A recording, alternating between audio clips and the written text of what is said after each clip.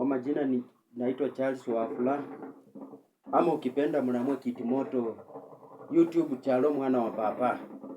Nataka tujifunze katika neno kuhusu hii siku ya tarehe 25. Ni siku ambayo iko namna gani? Ni siku ambayo tunaisherehekea kuzaliwa kwa Yesu Kristo. Tunasherehekea kwa njia gani? Bila kupoteza muda tutaingia katika kitabu cha Matthew chapter 1 verse 18. Biblia inasema kuzaliwa kwake Yesu Kristo kulikuwa hii. Mariamu mama yake alipokuwa ameposwa na Yusufu kabla hawajakaribiana, alionekana ana mimba kwa uwezo wa Roho Mtakatifu.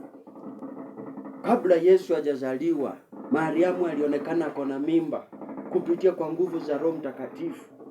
Haikukuwa ni kwa nguvu za mwanadamu, haikukuwa ni kwa uwezo wa mwanadamu, haikukuwa ni kwa nguvu za Yusufu, bali ilikuwa ni kwa uwezo wa Roho Mtakatifu. Hivi leo ninataka tunene katika siku ya leo. Tunasherehekea kwamba Yesu mwana wa Mungu anazaliwa. Tunasherehekea kwamba hata na sisi tunahitaji kupatwa na tuwe na ujauzito wa Roho Mtakatifu.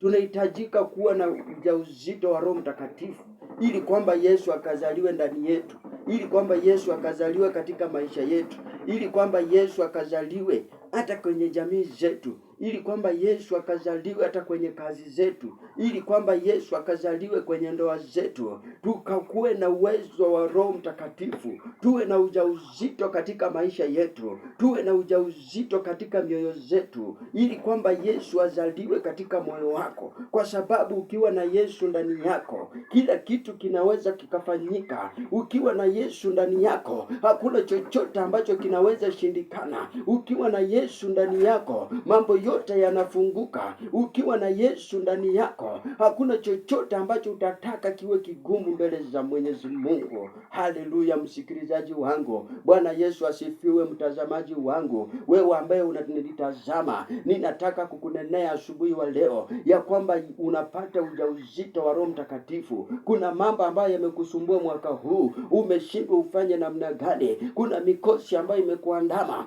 kuna mambo ambayo haijaenda namna ulikuwa unataka, lakini asubuhi wa leo ninataka kukuhakikishia ya kwamba huyu Mariamu ambaye alikuwa na ujauzito wa Roho Mtakatifu, na wewe pia ninakutabiria asubuhi wa leo unapata ujauzito wa Roho Mtakatifu. Unakuwa na ujauzito wa Roho Mtakatifu. Haijalishi wewe ni mwanaume au mwanamke, lakini kupitia kwa uwezo wa Roho Mtakatifu unapatwa na ujauzito. Mambo yako yanafunguka kwa mwaka wa 2026. Njia zako zinafunguka, maisha yako inabadilika, kwa sababu uko na Yesu ndani yako, kwa sababu Yesu anazaliwa ndani yako, kwa sababu Yesu anazaliwa kwenye maisha yako, kwa sababu Yesu anazaliwa kwenye kazi yako, kwa sababu Yesu ni mkuu. Yeye ni Mungu ambaye hafananishwi na chochote. Yeye ni Mungu ambaye halinganishwi na chochote, kwa sababu ukiwa na yeye kila jambo ambalo utataka kwake litawezekana. Katika Biblia alisema ya kwamba ombeni lolote kupitia kwa jina langu na Baba wa mbinguni atawapatia.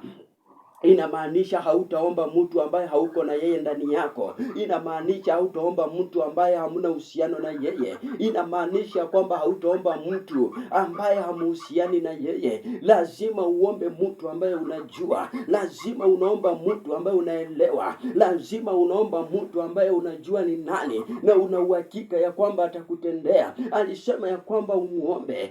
Katika kitabu cha Mathayo akasema ya kwamba wewe uombe naye atakupatia, ubishe naye atakufungulia. Wewe bisha tu asubuhi wa leo. Ninataka kunena hili mbele zako wewe mtazamaji wangu. Amini tu ya kwamba unapokea ujauzito wa Roho Mtakatifu. Pokea ujauzito wa Roho Mtakatifu. Ujauzito huwa haukui tu wa wanawake peke yake. Ujauzito huwa haukui tu wa kimwili peke yake, lakini ujauzito unapata wa Roho Mtakatifu. Na asubuhi wa leo ya kwamba kabla ya hii siku kuisha, Yesu atakuwa amezaliwa ndani yako. Yesu atakuwa ndani yako na atakufanyia mambo makuu wewe usiyoyajua, usiyoyaelewa.